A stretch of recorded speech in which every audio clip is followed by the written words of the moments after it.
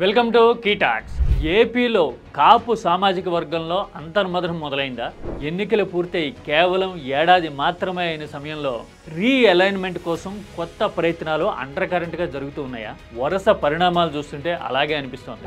రాయలసీమకు చెందిన ఒక బలిజ నాయకుడు వైసీపీలో చేరారు అని మాత్రమే ఈ విషయం అంతా చెప్పటంలా, అంతకు మించిన సంకేతాలు, పరిణామాలు ఏపీ రాజకీయంలో ఏం జరుగుతున్నాయి అనేది డీటెయిల్డ్గా చూస్తే గనక రాజకీయంగా కాపుల ఆలోచన ధోరణి ఎలా మారుతోంది అనే విషయంలో క్లారిటీ వచ్చే అవకాశం ఉంటుంది. This is key talks.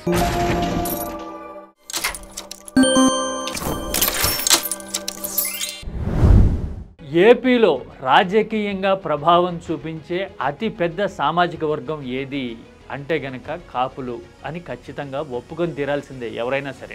అయితే స్వతంత్రంగా ఆలోచించే స్వభావం వల్లనో లేదంటే గనక రాజకీయంగా ఏకీకరణ జరగకపోవడం వల్ల కానీ కాపుల్లో అందరూ ఒకే వైపు మొగ్గు చూపే అవకాశాలు ఇప్పటి వరకు లేవు. ఇది నిజం. కాకపోతే ఆ సామాజిక వర్గాలు ఉపకులాల్లో మెజారిటీ ఎటువైపు మొగ్గు చూపితే వాళ్ళు అధికారంలోకి వస్తున్న చరిత్ర ఏపీలో కనపడుతుంది. 2019లో మెజారిటీ ఆఫ్ కాపు వర్గాలు వైసీపీతో ఉన్నమాట వాస్తవం. అందుకే జగన్కి బంపర్ మెజారిటీ వచ్చింది. ఆ తర్వాత పవన్ కళ్యాణ్ మీద సింపతితోనో లేదంటే గనక రాజ్యాధికారం వస్తుందేమో అనే ఆశతోనో జనసేన వైపు ఎక్కువ మంది కాపులు మొగ్గిన మాట వాస్తవం. అందుకని కూటమికి ఫలితం అనుకూలంగా వచ్చింది. బ్రహ్మాండమైన రిజల్ట్ చూశారు.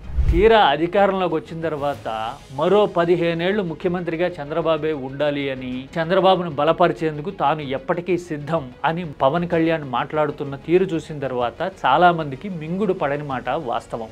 15 సంవత్సరాలు ఖచ్చితంగా మా ఎన్డీఏ ప్రభుత్వం ఉంటుంది. దీనికి తోడు కూటమిలో కాపు అనే సామాజిక వర్గానికి డిపార్ట్మెంట్కి మొత్తం హెడ్ పవన్ కళ్యాణే అన్నట్టుగా చంద్రబాబు నాయుడు వ్యవహరిస్తున్నారు అనే ఆలోచన టీడీపీలో ఉన్న కాపు సామాజిక వర్గానికి చెందిన నాయకుల్లో ఖచ్చితంగా ఉంది. మనతో పవన్ కళ్యాణ్ ఉంటే చాలు అన్నట్టుగా వ్యవహరిస్తున్నారు అని లోపల సీనియర్ నాయకులు చాలా మంది భావిస్తున్న మాట నిజం. ఎందుకంటే కాపు నాయకులు ఎక్కడైనా సరే ఒక ఐడెంటిటీ కోసం, తమదైన ప్రత్యేకతను చూపించడం కోసం ప్రయత్నం చేస్తారు, నిలబడతారు అనేది మనకి హిస్టరీ చూస్తే అర్థమవుతుంది. పైగా అవతల పక్కన ఉన్న వైసీపీలో చూస్తే కనుక బొత్స లాంటి నాయకులు, అంబటి లాంటి నాయకులు, పేర్ని నాని లాంటి నాయకులు, అమర్నాథ్ లాంటి నాయకులు ఇండివిడ్యువాలిటీతో విపక్షంలో ఉన్నా కూడా ఫ్లరిష్ అవడం కనబడుతూ ఉంటుంది. కానీ జాతీయ పార్టీలకి రాష్ట్ర అధ్యక్షులుగా పనిచేసిన వాళ్ళు, సుదీర్ఘకాలం మంత్రులుగా ఉన్న వాళ్ళకి కూడా టీడీపీలో ప్రాధాన్యం దక్కటం లేదు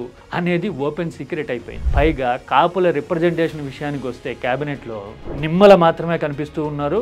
సరే, తూర్పు కాపుల్ని కూడా కలిపితే గనక శ్రీనివాస్ ఉంటారు. ఇలాంటి పరిస్థితుల్లో మళ్ళీ జనసేన నుంచి నాగబాబుని కూడా కేబినెట్లోకి తీసుకునే అవకాశాలు ఉన్నాయి అనుకుంటున్న సమయంలో కొందరి చుట్టూనే రాజకీయం తిరుగుతోంది అనే అభిప్రాయం కాపు బలిజ వర్గాల్లో బలపడుతున్నమాట వాస్తవం. దానికి తోడు రిజర్వేషన్ల వ్యవహారం మీద క్లారిటీ రాకపోవడము, ఈ మధ్య కాలంలో సకినేటిపల్లి లాంటి చోట్ల విగ్రహాల ఏర్పాటు విషయంలో తలెత్తిన పరిస్థితులు, అన్నిటికీ మించి కడప లాంటి చోట్ల బలిజ సామాజిక వర్గం పెట్టుకున్న సమావేశంలో బయటపడిన రాజకీయ అభిప్రాయాలు, ఇవన్నీ చూస్తే అంతర్మథనం తీవ్రంగా ఉంది అనే విషయం అర్థమవుతుంది.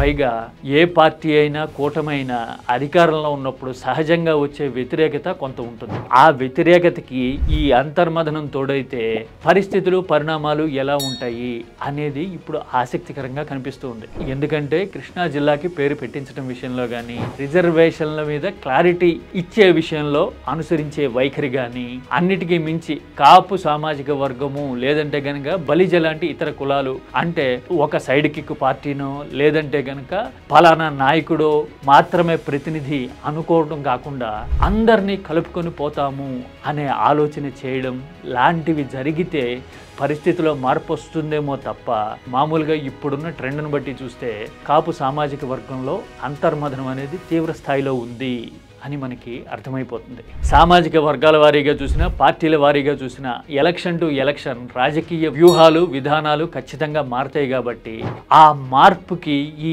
అంతర్మథనం తోడవుతుందా అనేది ఇప్పుడు ఏపీ వేచి చూడాల్సిన విషయం. This is key talks.